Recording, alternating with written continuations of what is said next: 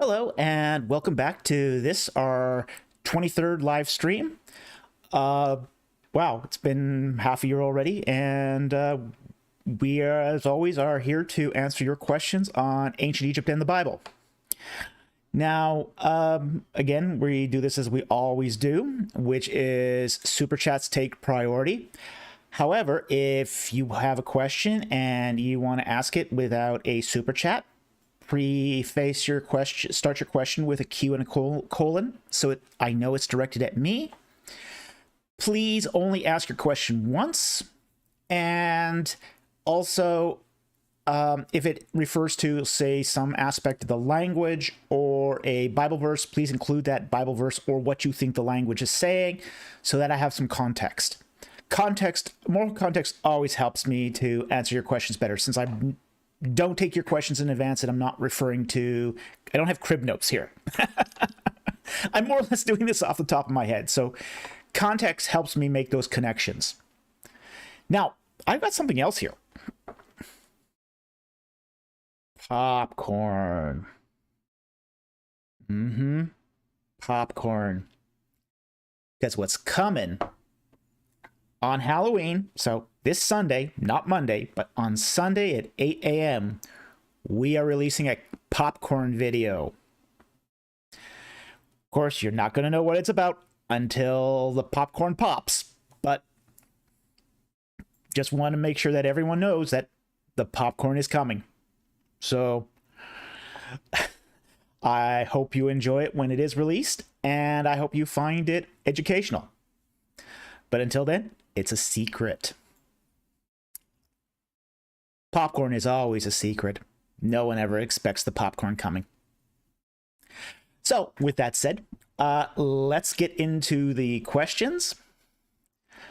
We've got a lot of questions to start off with. And what I'm going to do here first is take the two non-super chats first. I'm going to take two non-super chats first, because I don't want the non-super chats to feel left out.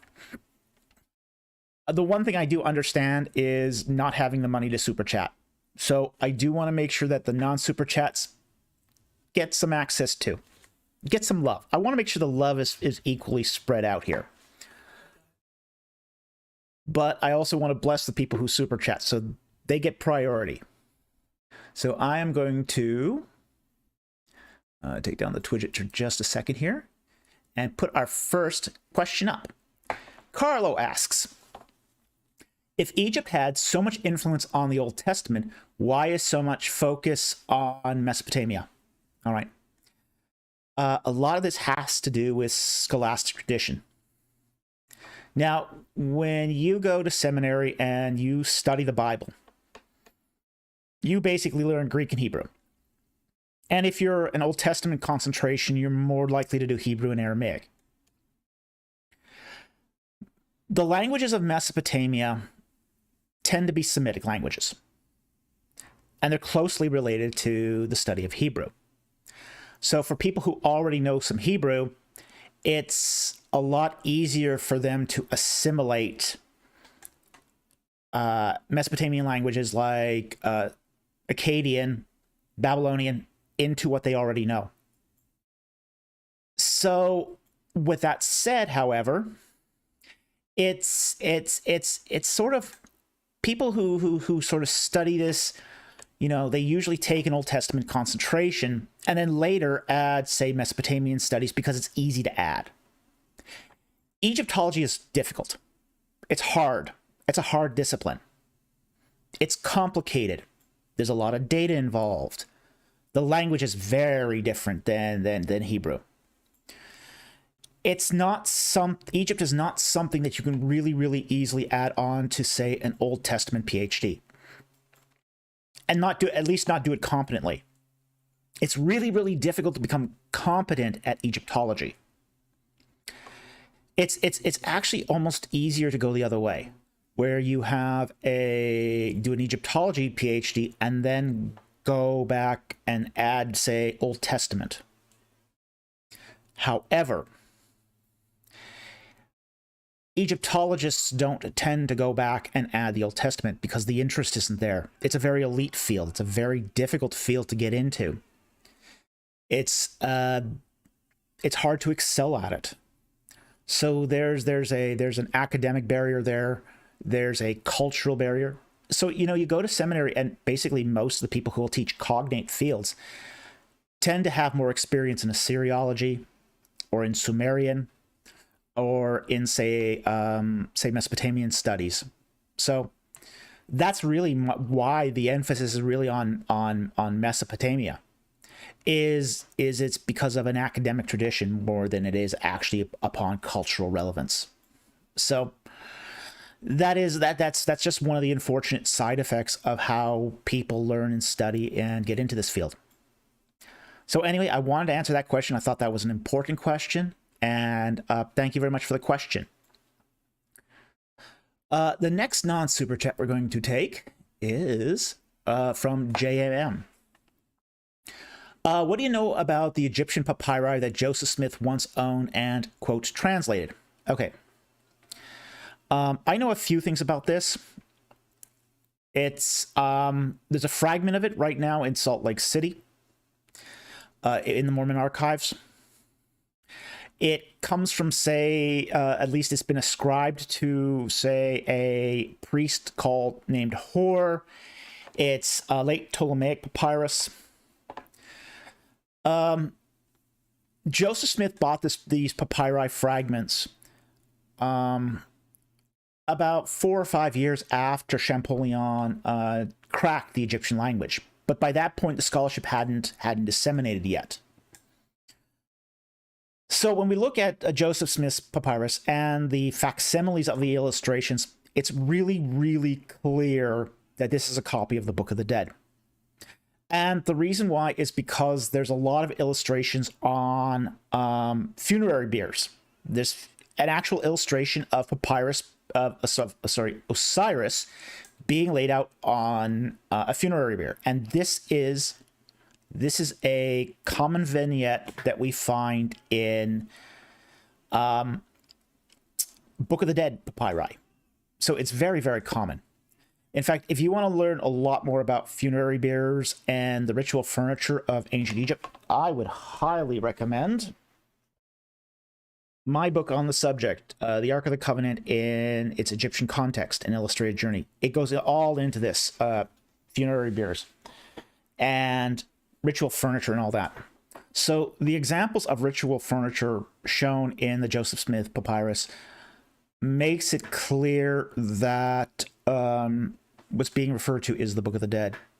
Now, his translation, on the other hand, is a how do I put this? It's a plagiarism of the King James Bible, essentially the book from the plagiarism from the Book of Genesis. One of the things when you translate enough texts from a source language is you really sort of get a feel for that language. You understand how it's referring to certain things and how it is not referring to certain things. One of the things we find in, say, Joseph Smith's translation is it uses a syntax that you'd never find in an Egyptian document. It's not something that's from Egyptian. It might be from Hebrew. The syntax is much more consistent with Hebrew, but it isn't. It is not. It's not Egyptian. Now, this is very problematic because the papyrus, at least as far as Joseph Smith translated it, claims to be the actual words of Abraham himself. This is really going to be problematic, especially if it's coming from an Egyptian source. So I am thinking about doing some more work on this, perhaps a video on this.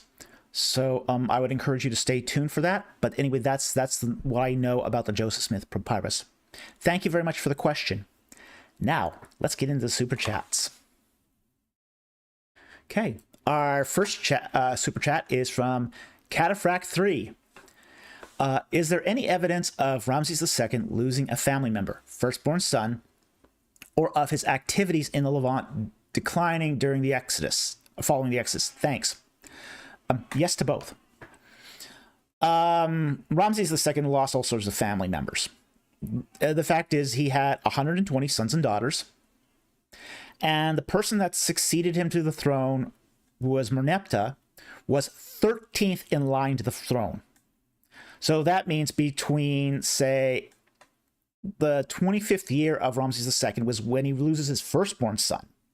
So it's around that time. We don't know exactly, but it's around the 25th regnal year that Ramses II loses his firstborn son, Amenhotep.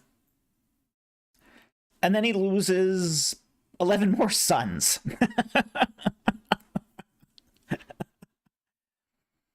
So he manages in his lifetime, because, and part of this is because Ramses II lives into his 90s. So he loses a lot of sons leading up to the accession of Merneptah. And Merneptah is already an old man when he comes to the throne. He's in his 60s already. So there's a lot. I mean, he does lose a lot of family members. So when we use this to sort of pin down the Exodus, we have to sort of say that, well, the Exodus takes place roughly around Ramses II's 25th regnal year or after, because we don't know if it's another crown prince that ends up, dying. We also find that his activities do wane. I believe the last campaign of Ramses is in the 17th regnal year. So around year 21, 23, sometime around there, Ramses essentially agrees to a treaty with the Hittites. And at that point, Ramses can just sort of collect the tribute from the Levant unhindered at that point. So there's no more reason for him to campaign after the year 17. But we do find that there's a decline in hegemony after that. We find the first incursions of the Philistines happen during this time. And that's going to end up being sort of, problematic going forward to Ramses II's successors. So anyway, I hope that answers your questions. Thank you very much for the super chat for $5. I really appreciate it. Okay, our second super chat is from Brick Creation for $5. Thank you very much for the super chat. Any thoughts on the tomb of Talpiot? Many archaeologists don't think it's Jesus's final resting place, and neither do I. I don't think Talpiot is, and most biblical archaeologists are going to be in this category of thinking that this is not the final resting place of Jesus Christ. The fact is that a lot of the case that Simcha Yakobovich has made here is based upon the coincidence of Jesus bar Joseph, or Yahshua bar Yosef, and a name here, Mary, in the Greek, Marianne. Okay. The problem here is that these are exceptionally common names in first century Judaism. Very, very common names. Yeshua, which is the Hebrew name for Jesus, occurs in 4% of the people of ancient Palestine. Okay, 4%, that's a lot. Joseph is even of a higher occurrence, and Mary is very high too.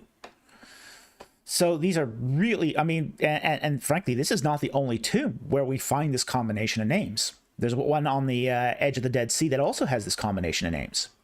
In fact, the name Yeshua is so common that it refers to 21 different individuals in the works of Josephus. So it's an exceptionally common name. So statistically, man, the chance of this being the final resting tomb of Jesus is so low that it really stretches credulity. So I don't think this is the tomb of Jesus, and frankly, most scholars don't think it's the tomb of Jesus. So there's not much more to say about that. Simcha hasn't established his case here. So anyway, thank you very much for the super chat. Very much appreciated. Okay. Let's connect. Okay. And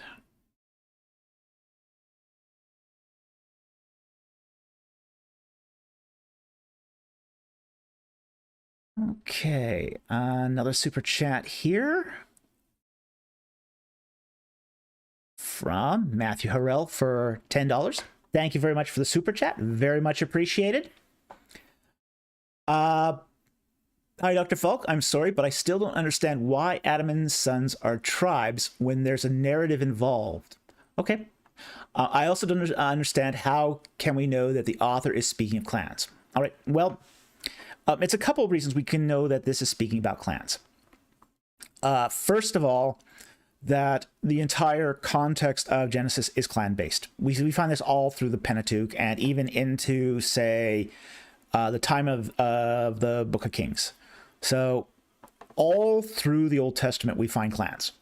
And even mishpat, the Hebrew word for clans is just one of the most common words we find in the Old Testament. Now, when we look at the translations, it'll talk about family. The family is such and such. But that's not really an accurate translation. The accurate translation here is clan. Ancient Israel was a clan-based society. It talks about it all through the Old Testament. And I sort of wish that the Old Testament was a little clearer about this in translation. Our English translations here are not good. If they translated family as clan like they should, it'd be just really self-evident that what's being talked about all through here is clans. Okay. Now, how we know in, say, Adam and his sons are talking about clans is two facts. One is that we have that parallel toledot structure in not just Genesis 5, but say Genesis 11, where, say, in the last part of this, we have what is honorific transposition. Essentially, in the case of Genesis 5, where it talks about Seth, Ham, and Japheth, Seth is elevated to, say, to be the firstborn in the position, when he's clearly not the firstborn. We see later on in the flood narrative that he is actually younger than one of the other brothers.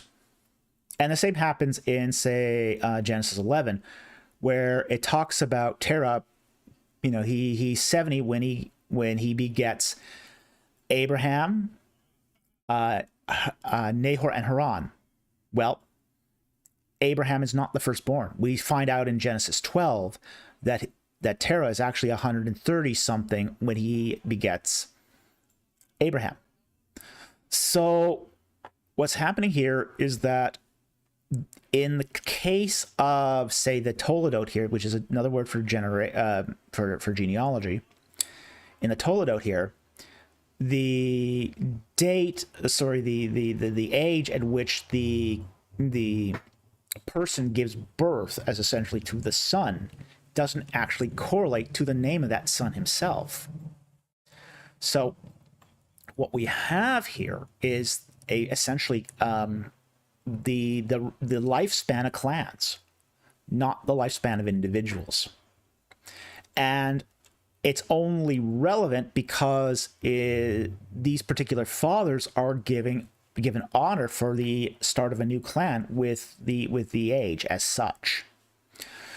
So the narrative doesn't actually discount the idea of these being clans. In fact, it seems to support that idea that these are clans. So that's how we can figure this out, is that the whole narrative is structured around clans, not nations, because we don't see nations here involved. This is not the dividing of nations here. This is sort of the lineage of one clan superseding the other clan. So we have to understand that they're not viewing this text the same way we are. I mean, we in the West here come from American exceptionalism. The idea that, rugged individuals build things. That's not how it works in the ancient Near East. In the ancient Near East, families build things. People keep things in the family. Clan politics is everywhere. Even in when we talk about the, say, the marriage prospects of, Abraham and Isaac, in the case of Isaac, Abraham charges his servant to go back to Haran and get a wife from his clan to marry Isaac. He makes his servant swear upon his loins that he will do this. Because clan politics in the ancient Near East are very complicated. So if you're not viewing this through the lens of clan politics and clan succession, you can't really make sense of it. It doesn't make sense otherwise. So I hope that brings some clarity to this. It is a very complicated topic, but then again, the whole matter of clan politics in the ancient Near East is very complicated. But anyway, thank you very much for the super chat. Very much appreciate the question. Okay. Jonathan Billings for $4.99. Thank you very much for the super chat. Could you explain the abandonment of Avaris? Why is this considered by some scholars an important piece of evidence for the Exodus? Okay. The abandonment of Avaris takes place in the middle of Dynasty 19. Now, we sort of have to understand that that Dynasty 19 is not a huge long dynasty. And 3/4 of Dynasty 19 is essentially the reign of a single king, which is Ramses II. And the abandonment of Avaris has a really marked transition. And we can't get as much detail on this as we would like because of agricultural leveling. Essentially, farmers in the area just sort of stripped off some of the most important bits here. But there's enough sort of mixed into that debris that we could figure out that Avaris was occupied into the reign of Ramses II, and then all of a sudden, during the reign of Ramses II, is used for tombs. Because we go from, say, domestic pottery, like cooking pots, cups, saucers, these things that we would use in everyday life, to funerary goods, like amulets and pieces of cartonnage and these sort of debris that we would find with funerary assemblages. So we get this almost really weird cutoff where it goes almost instantaneously in a span of cities. When we talk about instantaneous here, the transition is really short. I mean, within the reign of a single king, where it goes from a fully occupied city to a graveyard. That's really, really telling when it comes to the abandonment of a city. Cities usually slowly transition. When they're abandoned, they usually slowly transition unless they're burned or destroyed.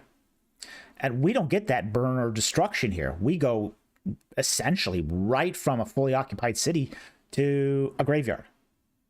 So that's a really, really telling as far as what happened to the city in general.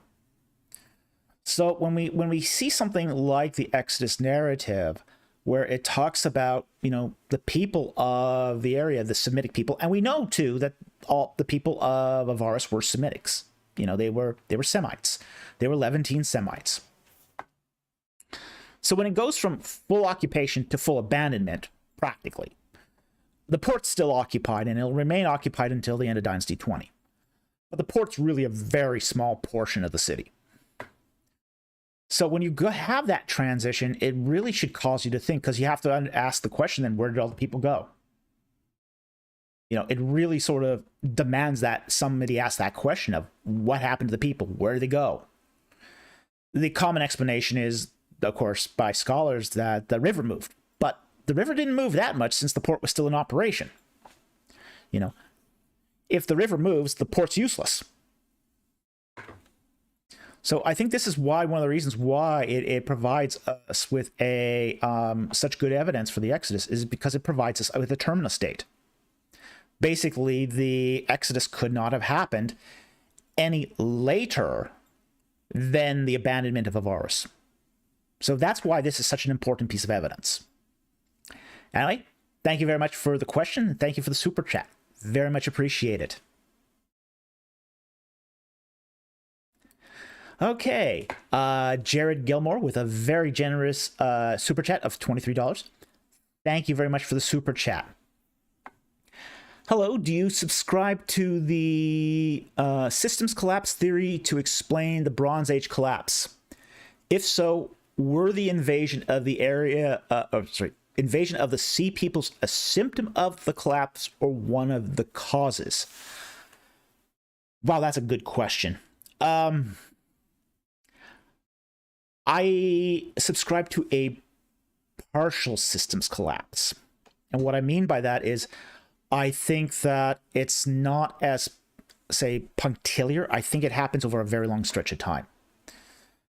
I think it happens over a couple hundred years at least. So I don't think this is one of those things where, say, you know, I mean, one of my criticisms of the Eric Klein book is it's really easily misinterpreted as being something that happened on a specific date. You know, he says 1084, the book cover says 1077. I don't think you can. I don't think you can nail it to one date like that. 1 year. We have evidence of it happening, say, 100, 200 years before and 100, 200 years after. There are symptoms of this that stretch over a 400-year period. So I don't think you can nail it that close. Now, with that said, I do think that there was, say, an environmental decline that easily was, you know, happened beginning, say, at the end of the Middle Bronze Age, and that continued on into at least the Iron Age. So I do think it's a long-term thing, but I also think, too, that it did accelerate and at least accommodated the invasions of both the Sea Peoples and the Israelites. I think it accommodated both. And I think the invasion of the Sea People is really more symptomatic than it is causative.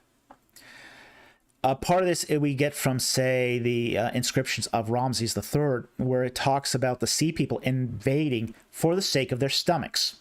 Basically, they're hungry. They don't have enough food. So they're trying to invade Egypt. They're moving down the coastal plain of the Levant to find new agricultural territory which they could cultivate, raise food, and, you know, feed themselves. This is also really part of the reason why later on during the period of, say, the monarchy, that the Israelites and the Philistines are fighting over the Shephelah. They're fighting over that agricultural territory in that valley. Both peoples are struggling to feed themselves. So they need more land to cultivate more food to keep themselves alive. And I think part of this has to do with the famine that hit the Levant during this time of, say, the Bronze Age collapse. So I think it is symptomatic.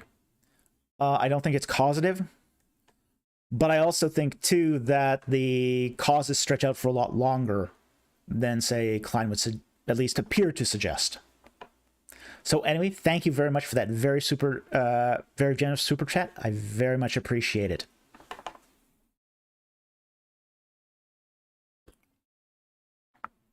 Okay. Another super chat from Matthew Harrell for $5. Thank you very much for the super chat. Were the Nephilim a fallen priesthood for Yahweh or Ishtar? What were the Anakim? Okay. The Anakim, there's some issues there. I'm actually going to defer that question for a bit because I want to study the Anakim a bit more. But I'll take the Nephilim because I think here that there's something here that the Nephilim are not really a fallen priesthood. They're more the results of the fallen priesthood. They're the fruit of the fallen priesthood. Now, I think what we're talking about here, we can't separate a discussion of the Nephilim with the sons of God. In the case of the sons of God, this is the actual caste of priests. Now, I understand entirely Michael Heiser's view on this of say the council of God here involved. I don't think it's quite as black and white as that. I think there's sort of an interrelation here between the sons of God that may have been, say, the divine council and the sons of God that were castes of priests. I think it's possible that we're talking about two different identities that have, say, overlap. This is why I partially agree with Michael Heiser, but I also partially disagree with him as well. I think it's very, very clear that what we're talking about here is essentially broken the detum vows, essentially sexual vows that are taken by priests when they are practicing certain cultic rites. And that there's this widespread fear across the ancient Near East that those who break those vows will produce children that have terrifying consequences. And the most famous example of this is Sargon of Akkad. You know, this was seen as an ill omen, a bad sign. So that's what I think is going on here with the Nephilim. Yes, it could apply to either, say, priesthoods of ancient Yahwehism, or definitely also to the sons of Ishtar as well. So I think that's the answer to that question. Whereas the Anakim, I'll need to look at that a little more, because I'm not quite prepared to answer that one yet. There's a couple more texts I want to look at and really sort of dig deep into before I engage that. Anyway, thank you very much for the super chat. Very much appreciate that.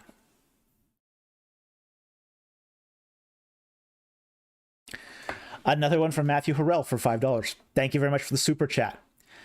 In your video, the 10 Commandments, the power of idolatry to the Egyptians sounds like a genie in a lamp. Am I misunderstanding how they are perceiving it? Not that much, actually. You're actually kind of close here. It is really true that idols in ancient Egypt were thought to be, and frankly, all across the Mideast. This is not isolated to Egypt.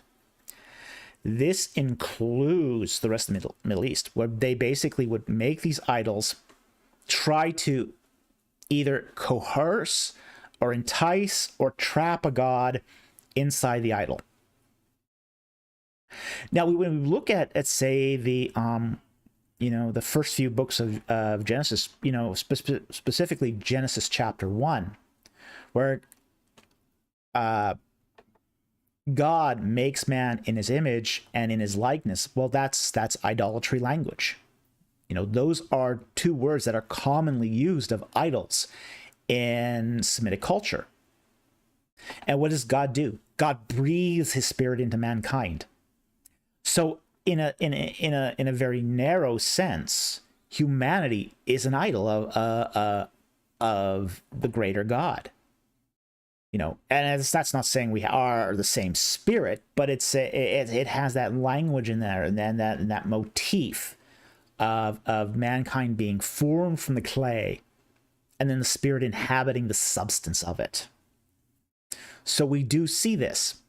Now, we're not genies in a bottle, and frankly, neither are idols, but they are proxy bodies, and both in the case of idols and in the case of human beings. We're inhabiting this flesh for a short time, and then we depart the flesh. Idols are similar. At least the conception of them, which is the local god or spirit inhabited the idol briefly, and then it departed from it. So just because you made it an idol was no guarantee that the spirit would stay in that. So in much of the sense, the whole idea of either, enticement or extortion of a god entrapped or enticed into the idol was to curry favor with that god, either, as I said, either through extortion or through enticement. So it is very correct that in many respects that's how the peoples of the ancient Near East were looking at this. So anyway, thank you very much for the super chat. Very much appreciate the question. Okay.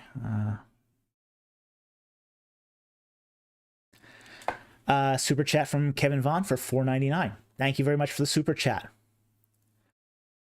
What do you say to those who say Tubal-Cain working with iron argues against this being about clans and against an old Earth? Not my view. Genesis 4:22. All right, let's look at that and then we'll discuss it. So. Yeah, also having underneath that he's an old Earth guy himself. Okay. The objections from. Well, let's take that.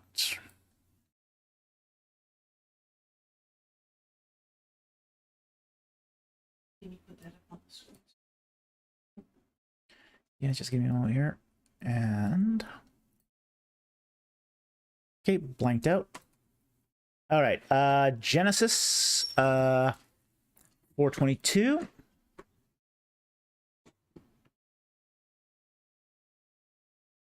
Okay. As for Zillah, she also gave birth to Tubal-Cain, the forger of all implements of bronze and iron. The sister of Tubal-Cain was Nama. Okay, now this is not an argument against clans per se, because one of the things about clans is the whole clan is named after the progenitor of the clan. So just because we have an individual named here does not actually rule out the fact that this is a clan. It's just pointing out that the progenitor is the most important member of the clan. And so, you know, when we look at a text like this, what we have to deal with and what we are concerned with here is who's the most important. Now, I don't have any skin in the game as far as, say, old Earth, young Earth. That doesn't bother me. That doesn't concern me one way or the other. I have no skin in that game. And frankly, I have very little interest in it at this point. But we do find, though, that when we talk about this, you can't rule out clans either way. You can't rule it out just because you hold a young Earth, and you can't rule it out because you hold an old Earth either. So, the working with iron. Now, we do have an archaeological problem here, which is that, you know, the working of bronze and iron are, say, datable in some contexts. You know, in the case of bronze, conceivably the early Bronze Age, which, for example, is about 3000 BC. Case of iron, you're looking at a development that takes place around circa 1000 BC. So you got a 2000-year stretch there. Now, one of the problems for, say, young Earth creationists is if they are going to argue that this is not clans and just individuals, now they've got an anachronism here. And I think that's going to be problematic.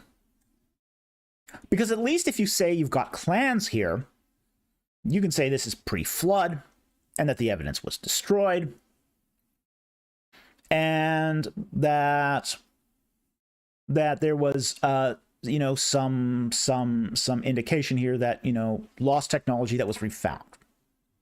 If you're going to say that this is a young Earth, well, then you're going to have to sort of come up with some, say evidence that shows that you know, that this individual is going to produce stuff that's consistent.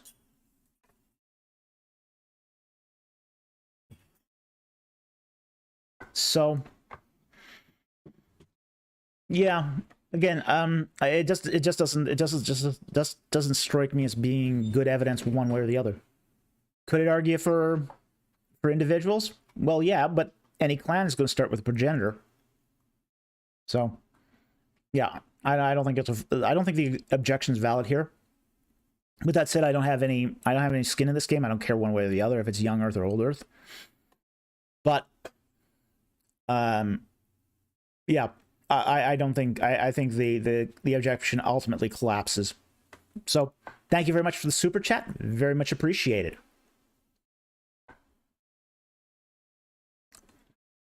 Okay. Matthew Harrell for $5. Thank you very much for the super chat. I read that Behemoth and Leviathan is a hippo and a crocodile. I don't think so. Is this possible? How should we view archangels in an ancient Near Eastern context? Okay. Leviathan is clearly a mythological monster. I don't think it can be tied to either one of these can be tied to a physical animal. We do find a reference to Leviathan in Ugaritic myth, and it's clearly a kind of sea monster here. And a crocodile is not a sea monster; it's an animal, and it's an animal that actually was hunted to extinction in, say, North Africa or in the Nile River. So it wasn't, this super, it wasn't something that would have engaged, say, the divine myths.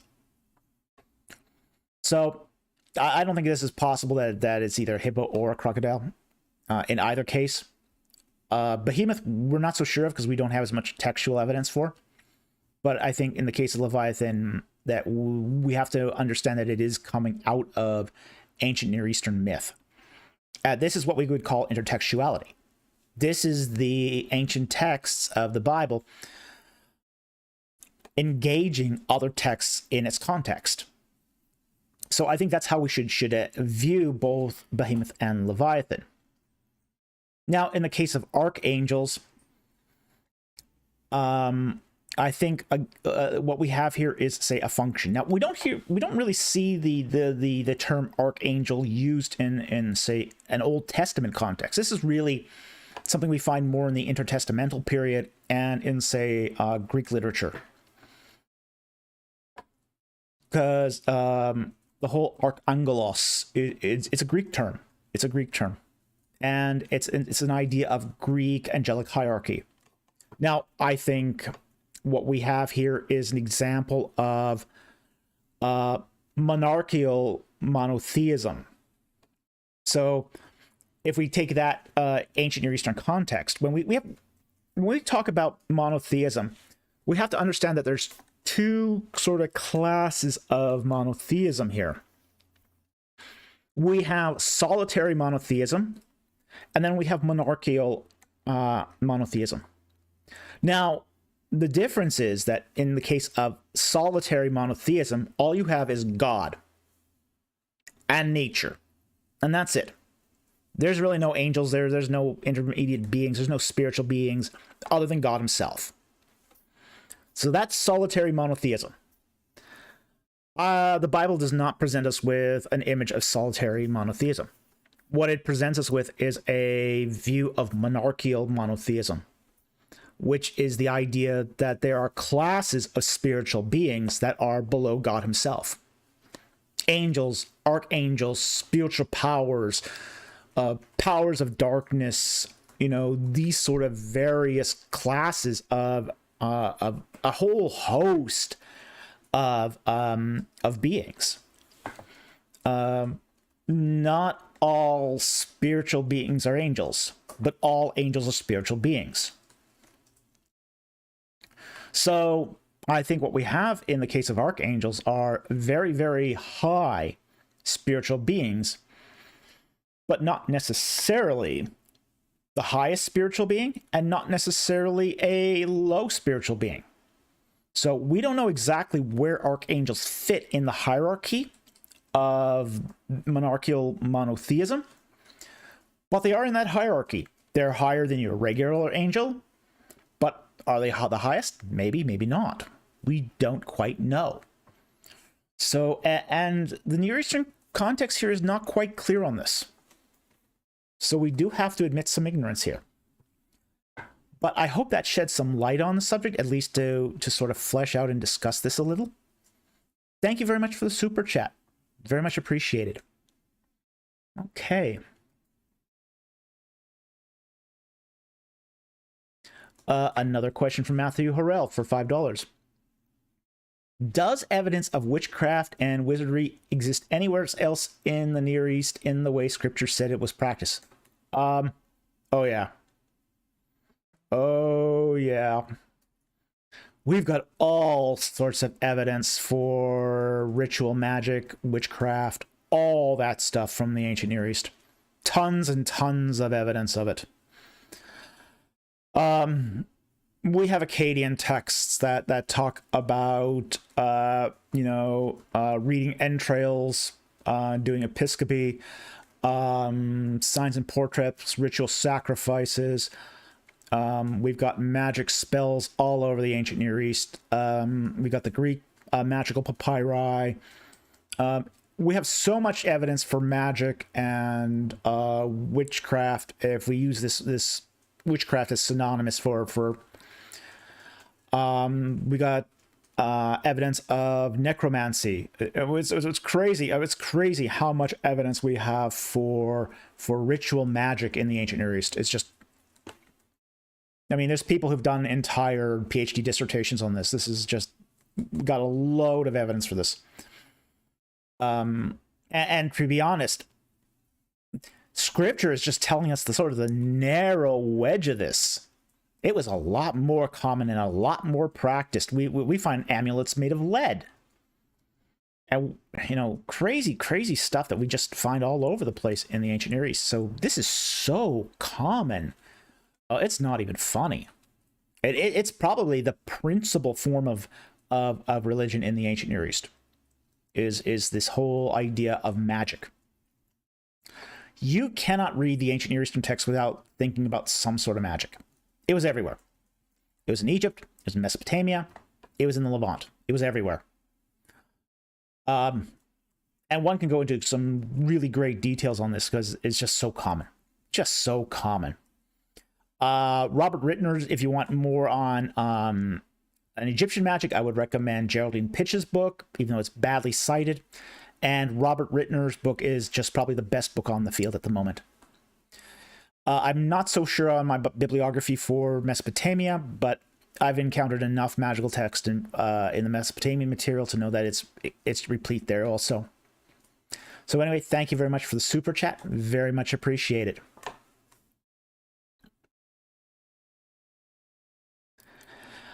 Sentinel Apologetics. Hey, Robert, how you doing? Good to see you. Super chat for 5 Australian. Thank you very much. Daddy Falk, blessings. What is Abzek in Genesis 41:37? Bob Ryder says it's Abhart to KU. God go with you. But is it to kneel? Well, let's take a look at the passage. It always helps to look at the passage. So, Genesis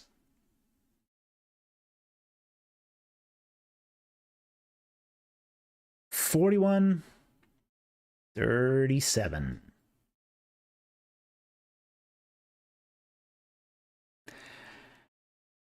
And I'll actually begin at the previous verse, verse 36. And let the food become as a reserve for the land for 7 years of famine, which will occur in the land of Egypt, so that the land may not perish during the famine. Now the proposal seemed good to Pharaoh and to all his servants. So let's look at the Hebrew here.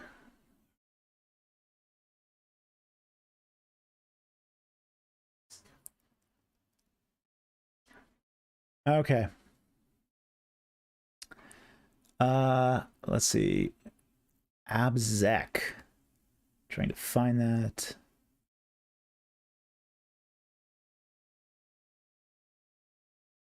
I don't exactly find that word in 41:32. 37, sorry. Vayetov, it seemed good. Hadabar, the speech. In the eye, Ba'aini, Pharaoh.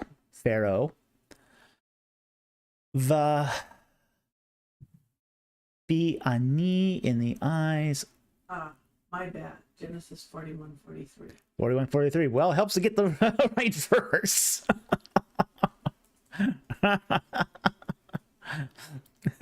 All right. That helps. Really, it does. All right, let's go back to Genesis 41, 41, 43 then. Again, I'll start at the verse before, which is verse 42. 42. Then Pharaoh took off his signet ring from his hand and put it on Joseph and clothed him in the garments of fine linen and put the gold necklace around his neck. And he had him ride in his second chariot and then proclaimed before him, bow the knee. And he set him over the land of Egypt. So obviously this is about the bend the knee. So let's take a look at the Hebrew again. Okay, and he called out before him, Avarek. See here, see.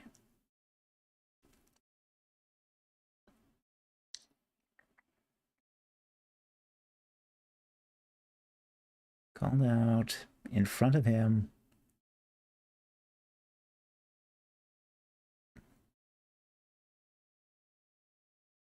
Okay, I don't think it's quite like that, but let me just double check here. Okay, Abarek to kneel.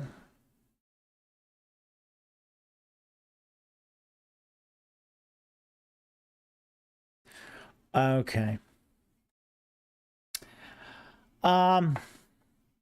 Yeah, I don't think I quite agree here with Bob Breyer. I do think that the word here is a bit odd. I see what Breyer's driving at here. The heart, Ebe, to you. I sort of get what he's driving at here. An Egyptian etymology here is possible, but my problem here is more along the lines would be of I don't think the word here is clear. Now, Bob might be right. Because we might not have a good alternative Hebrew etymology here. We don't have a clear Hebrew etymology here, and I think Bob is trying to resort to an Egyptian etymology. Possible.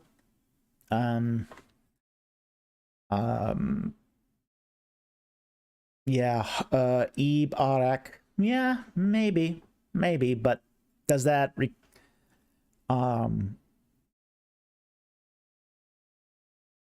to you before him? Yeah, this is a tough one. I think I need more study to be say. It doesn't automatically mean kneel. That's the Hebrew word here is just doesn't automatically mean heel or to kneel. So I think this is one of those cases where we probably need some more etymological work. He could be right, but I can't say for sure. But he might be wrong too, which is the other side of that coin. He might be right, he might be wrong. But again, I don't see this as... I'd have to look at, say, the Egyptian etymology for kneeling. And if the Egyptian etymology to kneel... In fact, let me just take a quick look at a Egyptian lexicon. Let's see if we have that in Egyptian lexicons, because if we do, then you might have something. So let's see what we have in Egyptian lexicons. I'll just look at one, so just to give a cursory look here.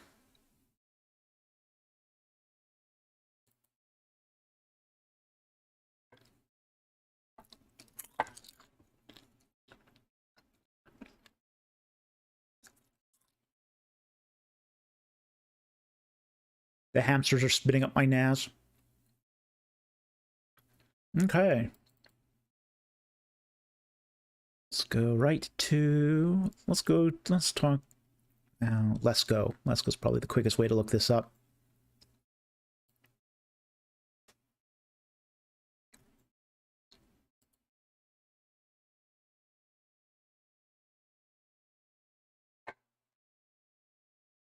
Okay, Egyptian words for Neil are barek, mas. Yeah, those are the two Egyptian words we have for Neil, and neither one is similar here. So yeah, I think it's a little bit of a stretch. I think it's a little bit of a stretch here. So, I'm right now leaning towards it not being that, being as he said, but I'll look into it a little more and see what I can make of it. But anyway, thank you very much for the super chat. Hopefully at least brought some light onto the question. Okay.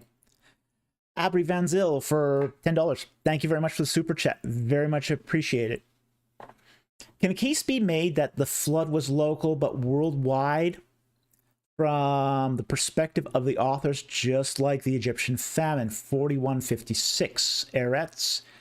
Local and global, both correct depending on perspective. Okay. Yes. Yes and no. I don't want to discuss the flood too much because I'm still working on this myself.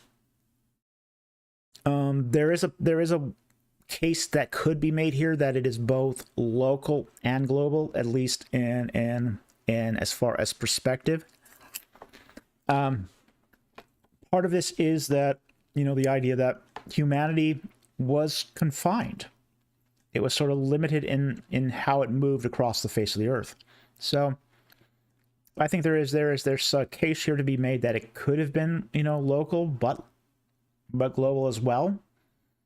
At the same time too, I also think there's some problems in the text that prevent it from being a strictly local interpretation. The whole idea of packing all the animals aboard, you know, as a sort of genetic bank is I have some problems here with the whole idea that this is a local flood but necessitating packing all the animals aboard. If this was just a local flood, it makes no sense. If it was just a local flood, you would have to, yeah, I mean, you'd bring your dog, you'd bring your family, and then forget about the animals. Because you don't need to, I mean, worst comes to worst, you know, local flood subsides, you start eating whatever wanders into the territory, or you start, you know, scavenging old logs for grubs, you know. Why pack the ark with pairs of animals and the food that goes with it? You know, if it's just a local flood, you know, forget about the animals, put salted meat in and the grain and eat that until the animals return locally. So I got some issues here with this idea that it's just a local flood. There's some things here that just don't make a lot of sense in the narrative for this to be just a local flood. So I think that there's some problematic aspects there. Yeah, so I've got my doubts that it's a local flood, but I'm also open to the idea that this could have been a local flood that is interpreted globally as well. Oh, it's, again, there's two angles from which this could be viewed. And I haven't decided yet. I haven't come down to a determination of which one's right, honestly, or if they're both right. I just haven't decided. I have thought about this a little, but I am still sort of wrestling with it myself. So anyway, thank you very much for the question. Very much appreciate the super chat. Okay.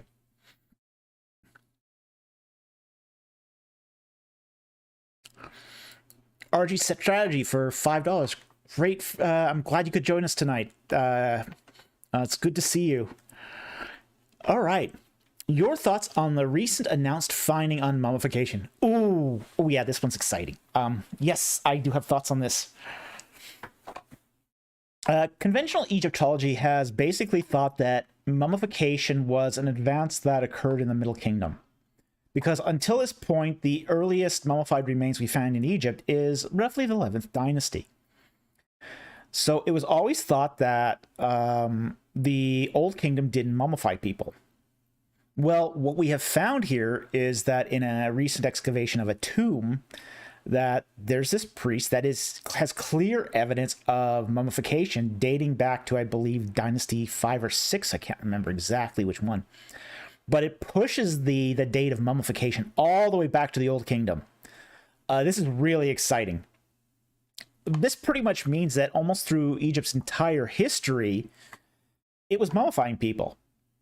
So this then raises the question, well, where are all the mummies of the Old Kingdom? Well, RG Strategy adds here, I think Dynasty 5. Yep, that would probably be correct. But yes, I did read this. And Dynasty 5 is you know, it's right smack dab in the middle of the Pyramid Age. You know, you've got, say, the Great Pyramids of Giza happening during, say, Dynasty 4, and then you get some of the beginnings of the mud brick pyramids after that. So we don't actually have a lot of it really surprises people that we don't actually have a lot of mummies from the Old Kingdom. Very, very few. I mean, very few mummified remains have survived from the Old Kingdom. But this comes part and parcel with the whole preservation of archaeology. You know, there was at the time when a lot of this was being excavated, excavators didn't keep partial mummified remains, partial remains of dead people. And, you know, you go back to, like, for example, the excavations of Petrie, you know, where he's excavating Abydos.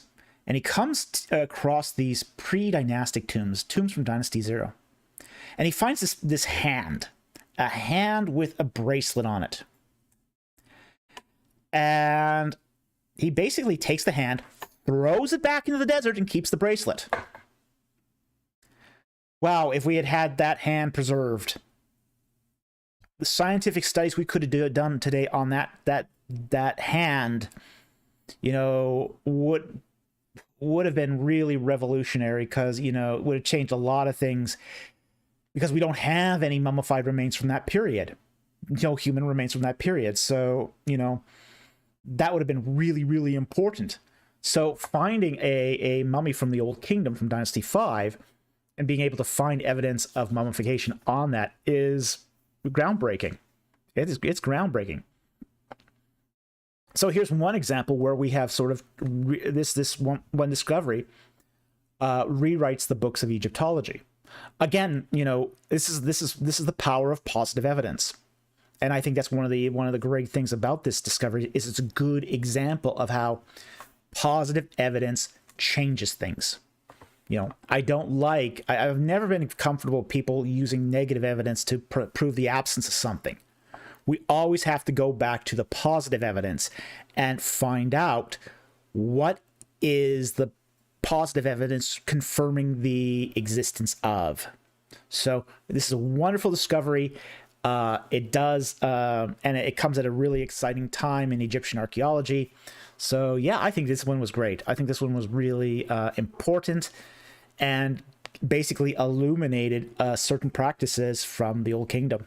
So thank you very much for the super chat. Very much appreciated. And that was a great question. Okay, Matthew Harrell for $10. Thank you for that super chat. Last question. Promises. I'm getting better at meaning it. Yes.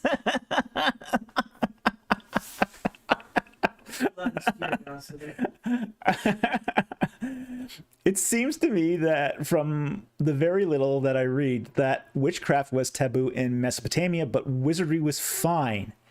Am I incorrect? Good night and happy Halloween to you too. All Hallows Eve, which is actually a Christian holiday. It's All Saints Day, or the eve before All Saints Day. So there's nothing wrong with Halloween. Okay. when we talk about, say, the difference between wizardry and witchcraft, that's almost a distinction without a difference. In Mesopotamia, it wasn't really taboo. Certain aspects of it were. Certain aspects were. I mean, certainly necromancy was forbidden. But at the same time, too, reading entrails from, say, a goat that you sacrificed was a normal form of omen, reading. Divination wasn't. Divination was allowed in ancient Mesopotamia. We've got lots of records of divination. We've got whole treatises on how to do divination.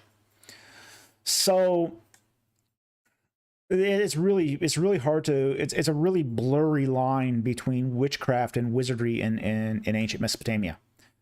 And I think too much has been made of, say, the prohibitions on witchcraft and wizardry. Some of this really too boils down to the idea of well, what is witchcraft? Well, witchcraft is private practice that portrays the fall of, say, an important official or king. Well, that wouldn't be witchcraft in, say, a more biblical definition of the term. So again, I think this is one of those distinctions without a difference. So yeah, while there was, say, the private practice of, say, of the magical arts was in some respects forbidden, it was known by no means across the board. Public practice of it was fine. Practice of it by priests in a temple was okay. Certain forms of it for private inquiry to the gods was okay. They did practice, magic in ancient Mesopotamia. There's no question about it. We got tons and tons of records that confirm it. So, again, it all boils down to sort of means and ends here. So anyway, thank you very much for the super chat. Very much appreciated, and happy Halloween to you too. Okay. Another one from Sentinel Apologetics for Australian $10. Thank you very much for the super chat. Here's another spicy one from Bob. Oh, you love throwing Bob at me, don't you? The Potiphar story is like the tale of two brothers. Oh, vaguely like it. Potiphar's name is Potty-Ray. Yes. That given by Ray. Yeah, he who is given by Ray. Yeah. Coptic word, separate scene scribe of the house of life. Seshperonk. Seshperonk is what you mean. Yes. Now, the whole Seshperonk thing is a later development. It comes from Coptic and, say, the late period. There you have a you have, say, the House of Life. Essentially, any mortuary temple was a House of Life, and scribes were very, very common. It didn't take on the connotation of, say, a magician until later on, until much later on, and it really isn't until, say, the Hellenistic period where you find that connotation where the Seshperonk is equated to somebody who performs ritual magic. So it's only sort of similar in some ways. Now, the similarity between, say, the Potiphar story and the Tale of Two Brothers has to do with, say, the infidelity being a capital crime. And this is where we have to, say, separate sort of the practice of infidelity versus, say, the idealization of the punishment of infidelity. In the case of the Tale of Two Brothers, the wife of the older brother tries to seduce the younger brother, or vice versa, I don't remember which one it was, but the brother that's attempted to be seduced rats on the wife, and the wife gets executed.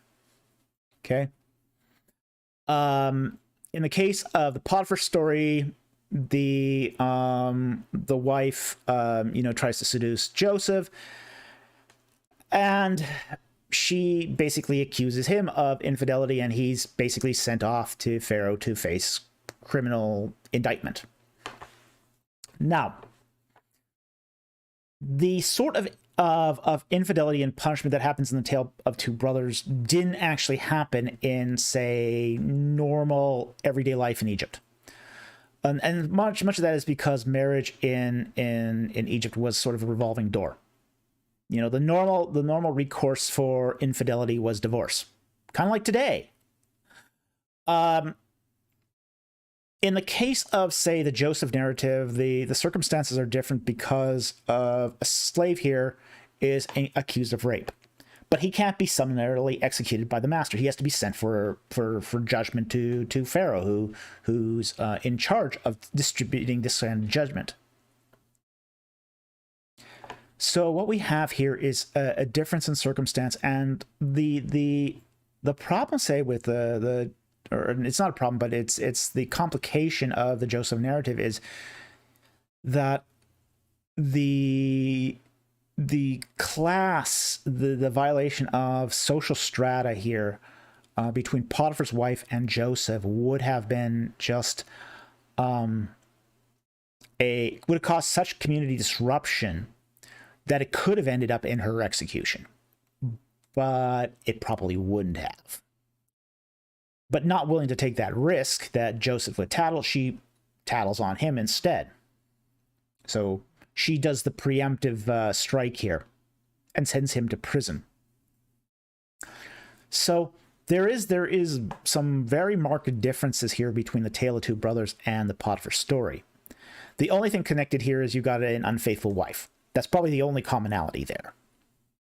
So anyway, thank you very much for the super chat. Very much appreciated. Okay. Now, that's the end of the super chats. Let's look at some non-super chats. Okay. And let's see here. I am just gonna...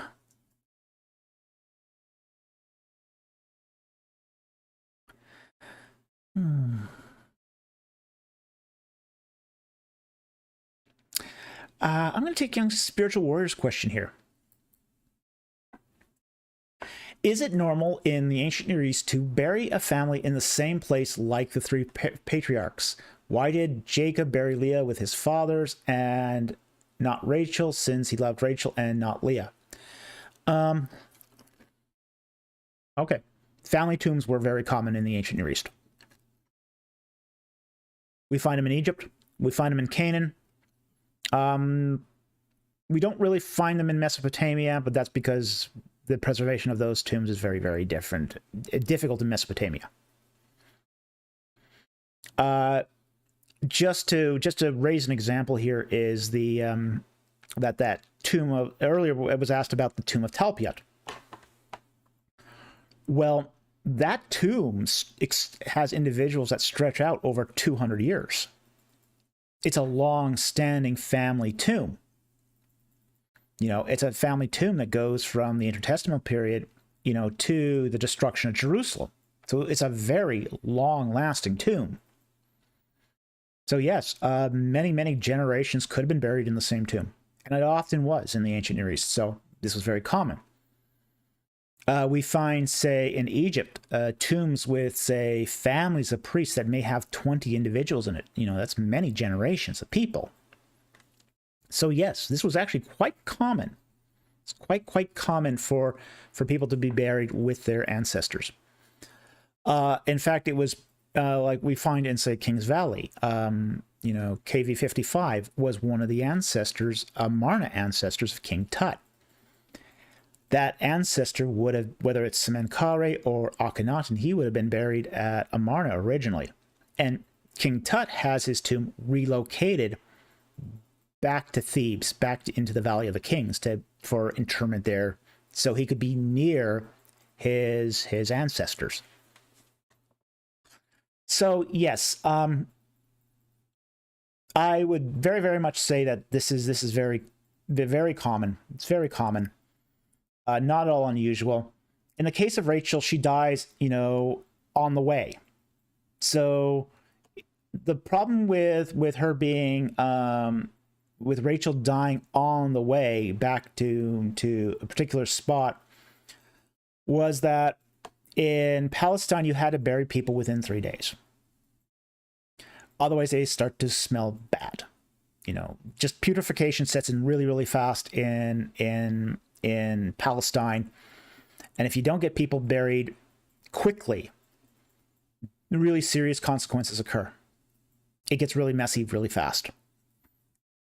So Jacob was essentially forced to bury Rachel in a tomb that was not the family tomb. So that's why she's not buried with the rest of them, just because the circumstances of her death sort of prohibited it.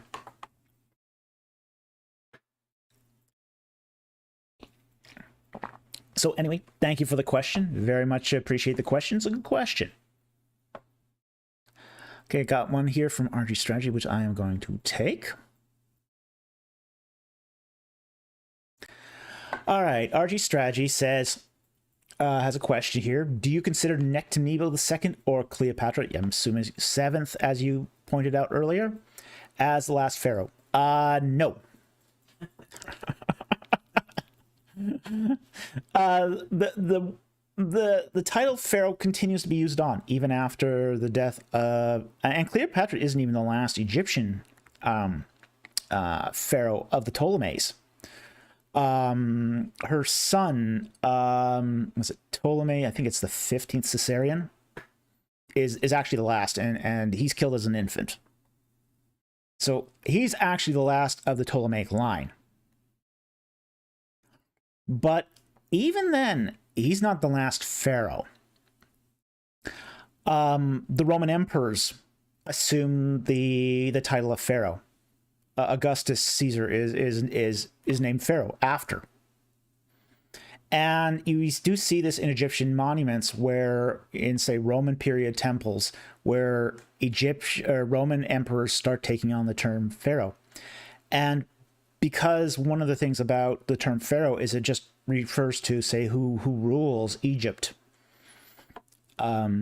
It's not restricted to a particular line or a particular family as such, or even ethnicity. So basically the Roman emperors are all pharaohs at that point as well. And really, this sort of ends this whole idea of the pharaoh sort of peters off as you start getting more into the Christian era. And I would basically say that the last Byzantine emperor before the Islamic invasion would be technically the last pharaoh. That would probably be the last pharaoh of Egypt. But we also don't have any inscriptions from that period as well. So, you know, proving that is going to get dicey too. So while Cleopatra is certainly not the last, it's kind of hard to figure out who exactly who the Egyptians consider the last pharaoh to be. So it's a hard question to ask. It's a hard question to ask because it gets very ambiguous once you get into the Christian period. But it is a good question. It's a very good question. So I want to thank you for that question. Okay. Let's see here.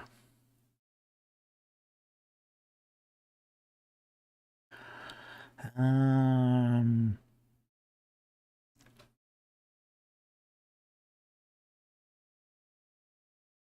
going to take this one from Dian Salazar because it's kind of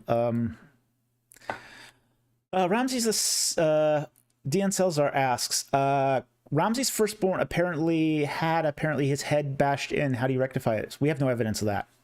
There's actually no evidence how he died. I don't know where you're getting that from. Okay, but there's I don't know if you got that from, say, a myth or say some late period writing, because there's a lot of late period writings that come about later on that are just not very historical. But we don't have anything from Egyptian records that say how Khopshef died. We have no records of his death. We have records of his burial. He was buried in KV5. We also have a record of his tomb being examined and being said to be in good order by a scribe. So we have a few records of his burial. In fact, the whole tomb at KV5 was probably started because of the death of Amenhotep Kopshef. But we don't have any record of his cause of death. So again, this is I think sort of arguing from an absence of evidence here. But it's a great question. Thank you very much for the question. Okay. Let's see here. What else have we got here?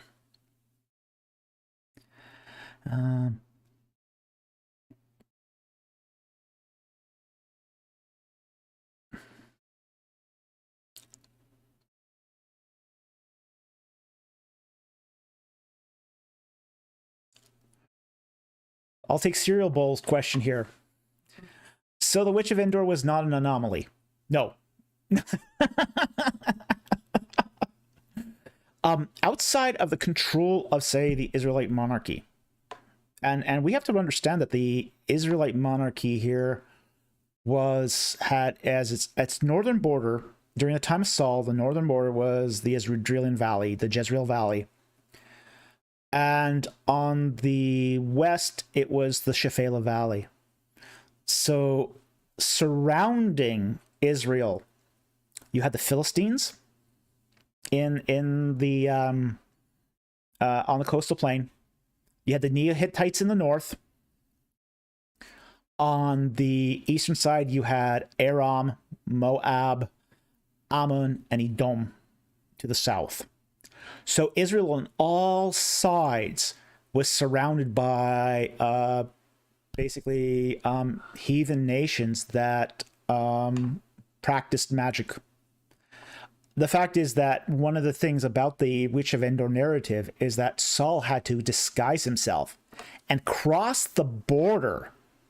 So he's taking a really risky move here. This is really risky that the king of Israel, sneaks alone in the middle of the night with just a small escort to go outside of the borders of Israel and to consult this witch.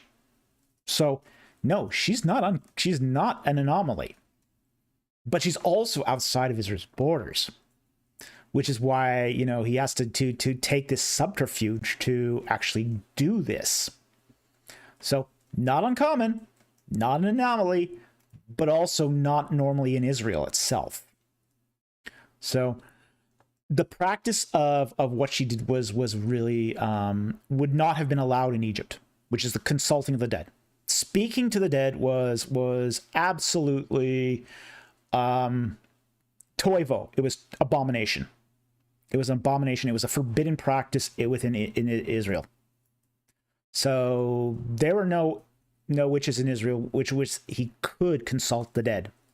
So he couldn't raise the ghost of Samuel at that point, other than to take this highly risky method of doing it. And it backfires. Totally backfires on him. Completely backfires. So, but it is a good question. Okay.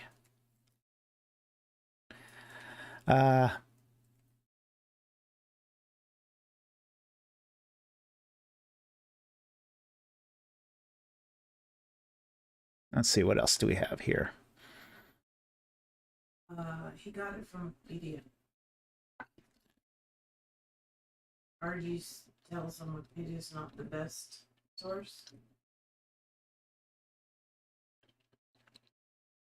And he said the Wikipedia source is a Pharaoh's firstborn son is resurrected. NBC. Yeah, we don't have the firstborn son. We don't have the mummy of the firstborn son of Ramses II. We just don't have that mummy. So, again, how much of this is really because we just don't have that. We don't have the mummy of Amenhotep Kopshef. Wish we did. Be cool if we did, but we don't. So this is one of those things that we're just going to have to say, well, yeah, that'd be nice, but I don't think, yeah, it'd be really, really hard to really track that down. And that's one of the problems with Wikipedia too, is it often takes sources that are not exactly the most reliable and uses them as secondary sources.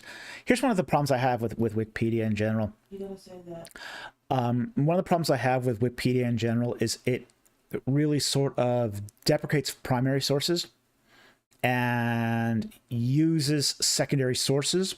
Now, primary sources like your raw data, like from texts, from archaeological finds, all that is primary sources. Wikipedia does tend to use secondary sources. In fact, it'll shoot down an article because it's based entirely on primary sources. The problem is the best research comes from primary sources. But at the same time, too, those who do the editing for Wikipedia often use secondary sources of dubious value. And that's a real problem, because many of the people who write for Wikipedia can't judge what's a good source and what's a bad source. So, again, I have some problems with Wikipedia here. Okay. No, I'm not going to tell that story. Sentinel Apologetics for 10 Australian. Thank you. From Archer. Some connect Abrek with Iberek. Okay. Attention, make way for. Oh, that's a bad etymology. Oh, that's a bad etymology. Others suggest Iberek, do homage. Again, well, maybe Iberek. That's possible. Taking it as an imperative with a prothetic I from Semitic verb barak, to kneel. Barak means to bless. Barak means to bless. I can see that etymology a lot more than the Iberek, to do homage. I think that's much more basically to bless, as basically evocative of to bless. I can see that sort of etymology much more likely here. I don't think Archer's right. The whole Ib Arek. Ib is the Egyptian word for heart. The heart, the mind. I don't think that etymology makes sense. And I've had a lot of issues with some of Archer's work in the past. I went to the same. I went to Trinity International University just shortly after Archer passed away. But by the time I'd went, most of his work had already been, say, deprecated. There's not a single class I took at Trinity that used any of Archer's textbooks. His scholarship was sometimes a bit sloppy, and I was really impressed with Archer's work as a layman. But the more I learned about it, the more I saw that there were inadequacies in that work. So, I think Iberek might be a better way of doing it, going about it. But I would have to, again, look at the etymology a bit more here to really sort of determine. It's not clear. The etymology here is not clear. And I think there's some issues here that need to still be sort of pieced out. So I'll take a look at it, but I'm not going to commit to a meaning right now because, again, I think it's not clear. But thank you very much for the super chat. I do appreciate that. Okay.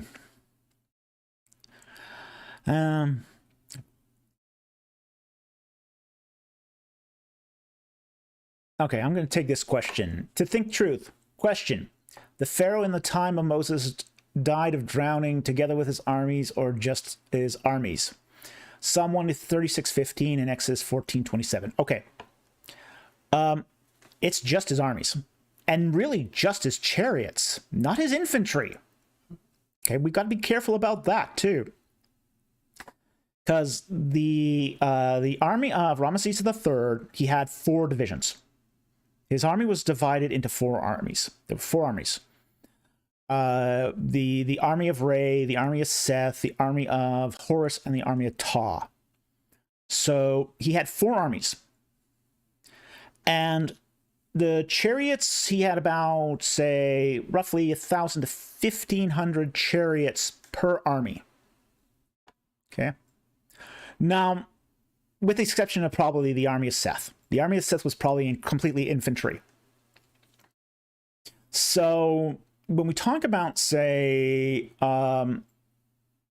Pharaoh marshaling his army, he's basically sending out his whole army after Now, in the case of Exodus 14:27, and I think I know the passage here, but I will read it just for context. So let's go to Exodus 14:27. Okay. So Moses stretched out his hand over the sea, and the sea returned to a normal state at daybreak while the Egyptians were fleeing right into it.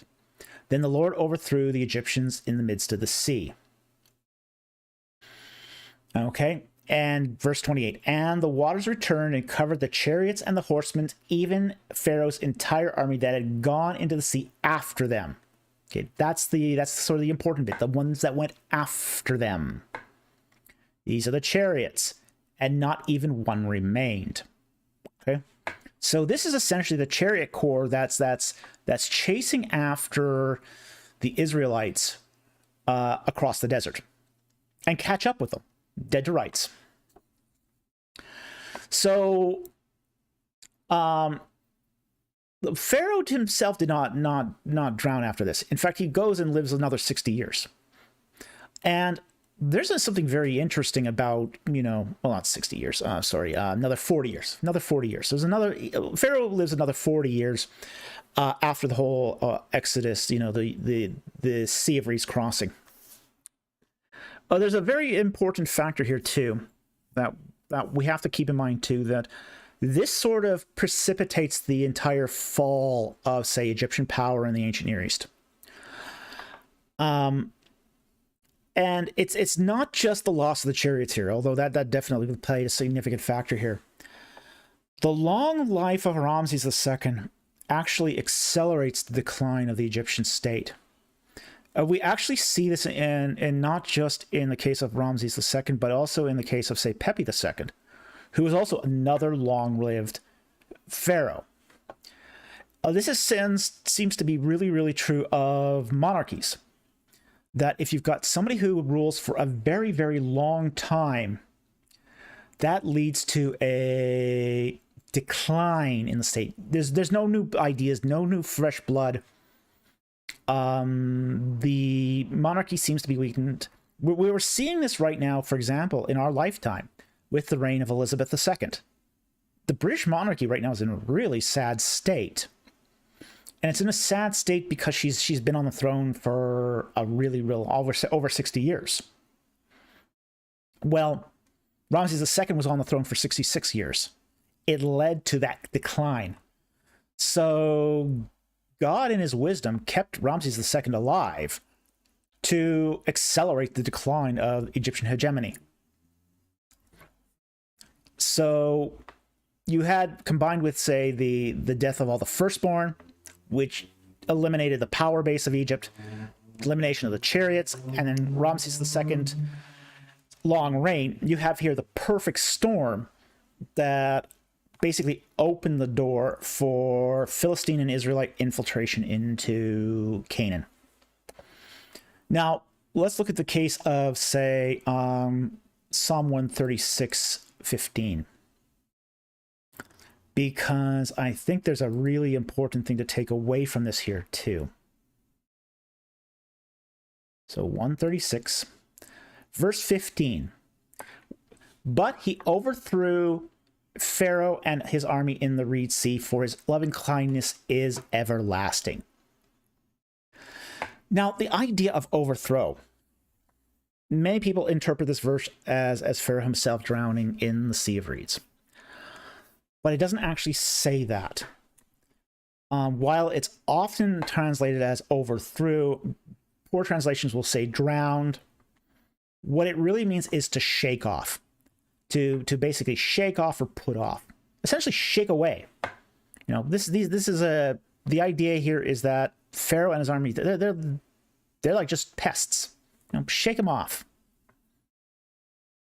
And that's what's being communicated in Psalm 36:15. Is the whole idea that Pharaoh was nothing. He was just a nuisance, and the army was just shaken off. So, there's not a requirement here for Pharaoh himself to drown. And we have no evidence that he did drown, neither in scripture nor in the archaeological evidence. So I think this is sort of an interpretation that sort of needs to be put to rest, because it just doesn't follow. This doesn't follow the evidence either scripturally or archaeologically. But it does make a great song. You know, every Passover, I know Jewish people at the Seder, we talk about the drowning of Pharaoh and his army, but Pharaoh really didn't drown. So thank you very much for the question. It's an interesting question. It's a worthwhile question to actually engage. Okay, and we're getting close to the end here, so I will only take a couple more questions here, and then we'll call it a night.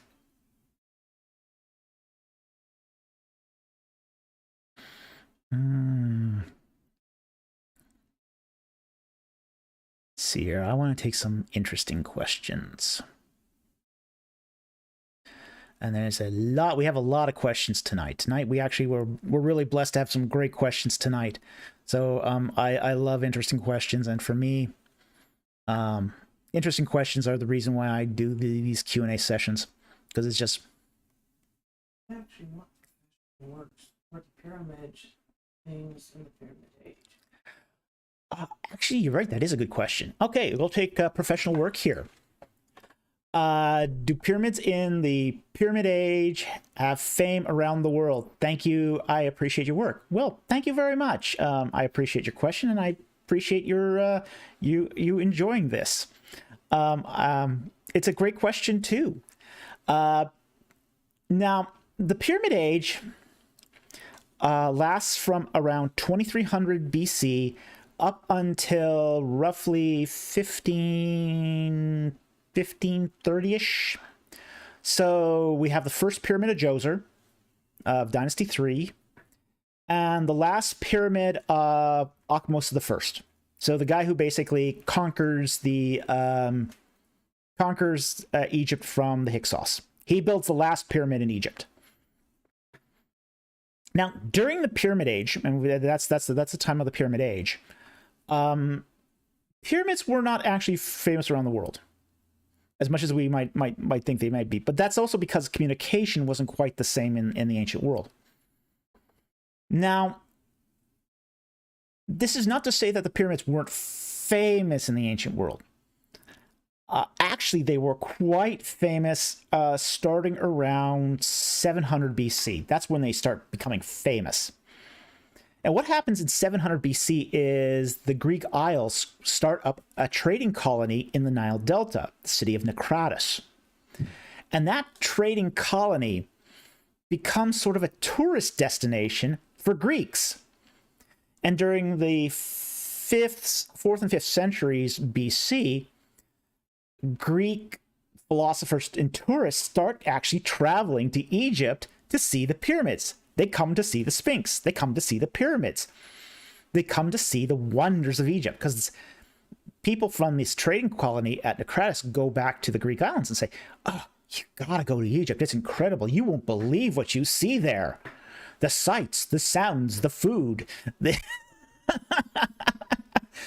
So these essentially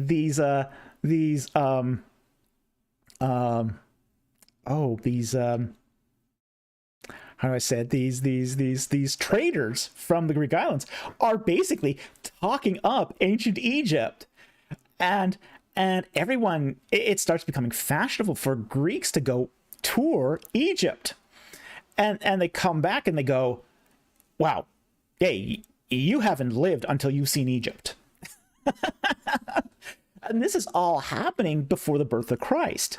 So absolutely, you know, it does actually become world famous, but it takes a little while. It takes a few centuries for a few millennium for the pyramids to become famous worldwide, but it gets there. It does get there. And it does get there during the time of the ancient world. So it's a fascinating question, and I loved answering that because it is so interesting. So anyway, thank you for that question. A $10 super chat from Wider Shins. Thank you very much. Just thanks. Well, so much appreciate that. We really appreciate your support. Your support helps make this channel go. It really, really helps us. We do need your financial support because, you know, things happen. I have to, you know, we tried to get some of our old equipment working to do, you know, the recent popcorn video with the green screen, and found out our main camera had broke. So, you know, equipment wears down, things break, and we do need your financial support. So I very, very much appreciate the super chat. Love the questions, but we are really, really grateful for financial support too, because we really do need it. And thank you so much. Okay, and I see another Sentinel Apologetics super chat. Thank you again, $10 Australian. Get popcorn. I'm interacting with Petra's cult, bought his book, and we read, the name of Jesus is... What the heck? The name Jesus is derived from the Greek name Iesus, Hail Zeus? A serious divergence from the original Hebrew name? Who is this?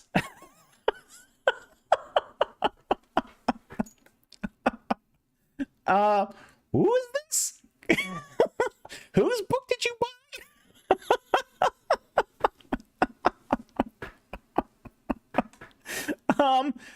No. I don't know whose book this is, but wow, that no, Jesus did not come from Iesus, Hail Zeus. No, it's the Latinization of the Greek Iesu. Iesu is the Hellenization of Yeshua, Joshua. The Greek is the etymology of this is just so uncontested because we have so many examples of this. Oh, okay.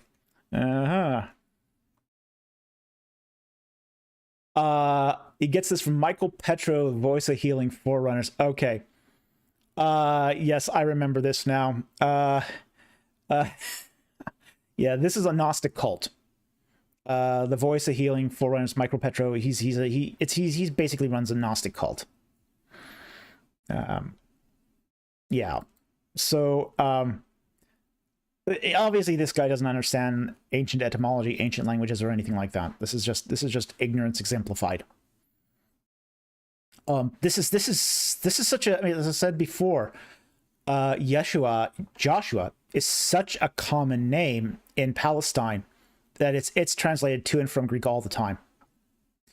And you know, this isn't even debated in the scholarship. It's not even debated. It's just well known that Iesu is the Greek form of Yeshua, Joshua, and Jesus is the Latinization of Iesu. So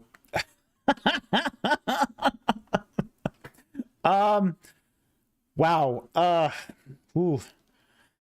Yeah, we might do a popcorn on this one if I find a suitable video, because I think enough people are getting sucked in by this, by Michael Petro, that I think it at some point could warrant a popcorn video.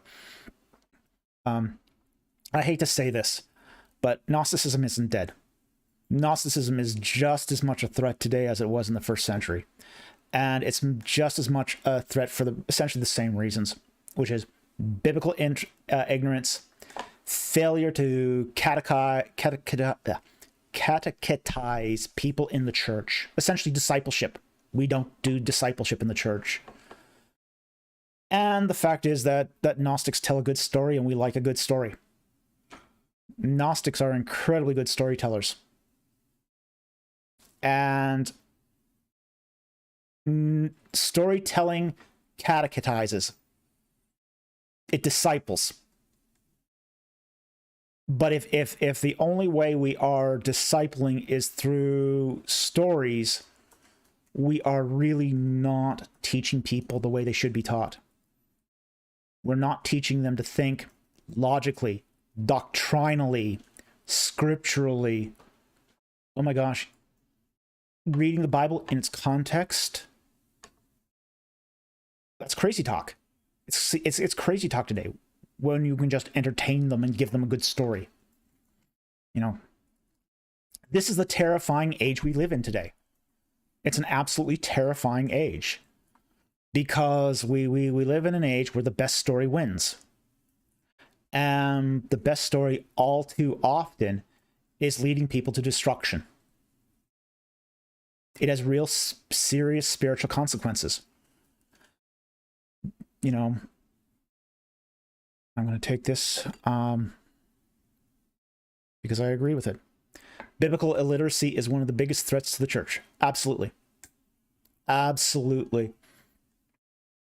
Biblical illiteracy has not been so bad since the Roman Empire. And I mean the early Roman Empire. And really, it's worse than it was in the days of Jesus Christ. It's worse. You know, when we talk about, say, biblical literacy today, and we say compare this to, say, the biblical literacy back in the first century. Peter and John, you know, when they're brought in before the Sanhedrin, they're called idiotos, uneducated. It means they weren't formally trained in the Sanhedrin. Okay, it means they weren't formally trained in the Sanhedrin or by a yeshiva, a Jewish training school. And Jewish training schools were quite common in the first century, but they were restricted. They had restricted membership. But you look at, say, a passage from, say, like the book of Hebrews, where it talks about these ignorant Christians who only knew their Old Testament. Gee, wow. If Christians today only knew their own testament, we'd be a world off better. I mean, I've said this before on other forums that, you know, I think a writer of the book of Hebrews was griping. You know, he doesn't know how bad it could get. You know, your typical first century Christian could speak 2 or 3 languages. You know, could speak Hebrew, Greek, Aramaic. You know, today, you know, we just have English speakers who are relying on an English Bible who don't know another language, who don't know their Old Testament. You know, your typical first century Christian knew his Old Testament backwards and forwards, inside and out. We don't know our Old Testament. We've become completely unmoored from both Old and New Testament. You know, we focus so much on entertainment and, you know, say, preaching the New Testament without the Old Testament that we have become this sort of illiterate Marcionite. You know, and it's crazy. It's crazy how bad biblical literacy is. And it's even worse because you try to get a little bit of biblical literacy back in the church and people like vomit it up. You know, it's really, really hard. You know, there was a time when I was actually looking for pastoral work because I'm qualified. I have a Master of Divinity, and I was looking to become a pastor. And frankly, I am still open to any opportunity to become a pastor. But you know, my most common reaction. I mean, when I went through a lot of interviews to become a pastor, and people would say to me, well, they never asked me about my theology. Never asked me about my theology. Oh, heck no. They asked me about my family status. Do you have children? How can you relate to families if you don't have kids? Wait a minute. Isn't there something more important here than, say, relating to families? You know, like teaching the Word of God? You know, this has become an alien concept in the church, where entertainment and keeping people glued to their seats has to become more important than discipleship, training, teaching the scriptures. It's become more important than all that. And it's leading to tragic consequences. It is really leading to tragic consequences. Emotionalism is rife in the church. And many of our churches have just become atheist factories.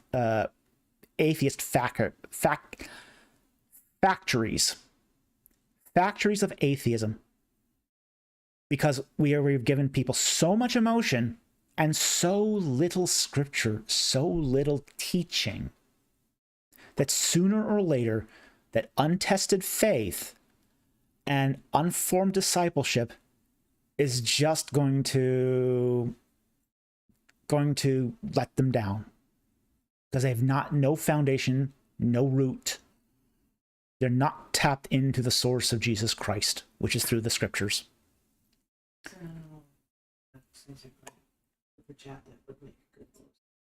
So I am going to take this last super chat, and then we're probably going to shut this down, because we've gone on. So anyway, I want to super chat from Sentinel Apologetics for $5 Australian. Thank you very much for the super chat.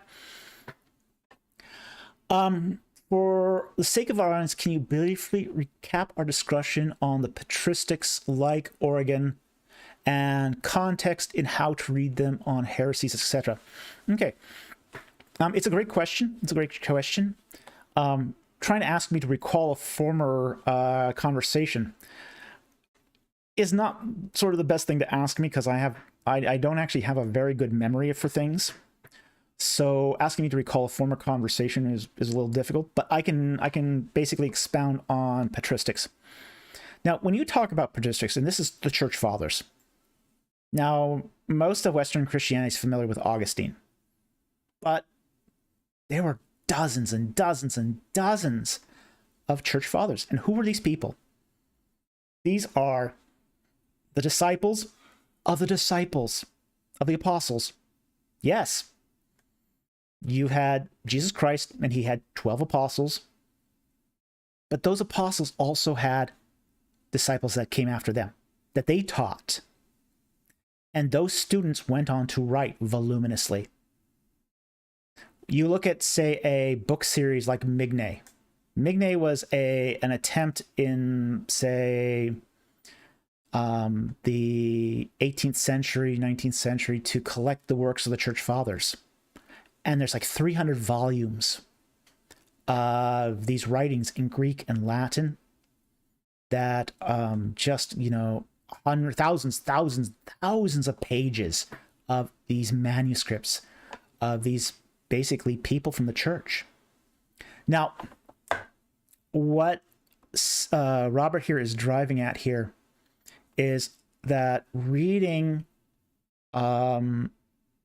patristic sources is very, very difficult for modern readers.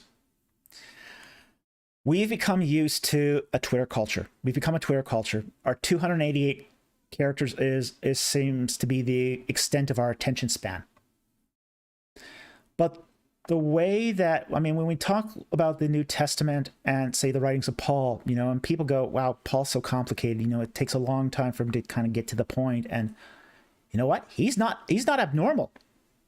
It's one of the things we have to realize is when we look at, say, these writings from the first, second, third centuries AD, that the level of literacy in the first few centuries of the Common Era, of the Anno Domini era, were so high that a writer back then might write 50 pages as preamble, as context before getting to the point. And these writers would expect you to sort of retain that 50 pages in your brain before getting to the point. This is one of the reasons why that, say, people get kind of confused when they start reading somebody like Tertullian, where he has this long 20-page discourse on the modalist Noetus before totally ripping him to shreds. Because people will read Tertullian and think, oh, he's a modalist. Because they're not reading him the way they should read him, which is to absorb all that context before he gets to the point. We get impatient with reading the church fathers because they're not oriented to a soundbite culture. They're writing to a very, very literate culture. We have to understand that in the Roman world, the culture, literacy is one of those things that rises and falls. It rises and falls. we're in a period right now of falling literacy. In the first few centuries of the Christian era, you had rising literacy. Public libraries were common. Anyone could go to a public library, pull a scroll out of the wall, and just read it. They were reading libraries. They were public places where you could go, you could read, and literate people just could have this just vast amounts of literature at their instant disposal. You know, one of the things we don't understand, for example, of, say, you know, we talk about, say, the burning of the Library of Alexandria. You know, first of all, by Julius Caesar. He was the first person to burn it. Then later on by the Christian pagan riots. One of the things we don't understand about the Alexandria was by the time it had been burned by Julius Caesar, it had already been mostly decommissioned as a library. All the books, all the major books and scrolls were actually redistributed to other public libraries. It had gotten so big that it couldn't be contained anymore, and it had to be moved to other smaller libraries, other smaller collections. So the decommissioning of the Library at Alexandria had happened long before Julius Caesar. And that's because of this proliferation of literacy. The collection just became too big. It had to be moved. So there's a lot about the literacy of the first era that goes into the reading of, say, patristic sources. But I would encourage Christians to read, say, authors like Clement I, Irenaeus. I mean, Irenaeus is funny anyway. He should be read just because he's really entertaining. Guys like Athanasius, Tertullian, Ambrose, Papias, Justin Martyr. You know, there's a huge Ignatius. You know, there's a huge number of patristic sources. It really is mind-boggling how much. Like for example, you can get the from the CCEL library that's hosted by Calvin College. They took the works of Philip Schaff. His I think it's how many sets? I think it's a 45-volume set, and they scanned it all in and made it freely available. You can download the Church Fathers from their site, and it's ccel.org. And you can read the Church Fathers in an English translation for the most part, except for the racy bits, which they kept in Latin. Those Victorian prudes. But they're available. They're freely available, and they're in English. So you can read these, and you can get a view of the early church, and you can see firsthand that Christianity did not begin at the Council of Nicaea. One of the things I did was once I did a survey of the earliest church fathers, just to see, you know, and the church fathers are distributed. You know, they're not in just one place. They're not just in Alexandria or in Antioch. You know, Irenaeus, he's in France. You know, he's in Roman France, Lyon. You know, he's a 2nd century church father. One of the interesting things about this is when all these church fathers, early church fathers, they quote scripture. You could reconstruct almost the entire New Testament from the quotes of the church fathers. And one of the interesting experiments I did once was I took the church fathers of the first 2 centuries, so 1st century and 2nd century, and I just, you know, did a survey of seeing how do the early church fathers quote from every book of the New Testament. It was fascinating. It was absolutely fascinating. Because what you see is that these early church fathers from Antioch and Alexandria all the way to Roman France all had copies of books of the New Testament. This was a knitting circle, a sewing circle of letters. They were all passing around copies of this stuff. You know, they might not have had a bound Bible, but they were passing around letters of Paul, letters of Peter. You know, there wasn't a single one of those New Testament books that was excluded. They're all there, and they're all passing them around. It's fascinating. Now, anyone who says that Christianity began at Council of Nicaea doesn't know what the heck they're talking about. Is absolutely clueless. You know, it's all there. It's all freely available, and you can access it. So we've just hit 10 o'clock, so I'm going to call it a night here.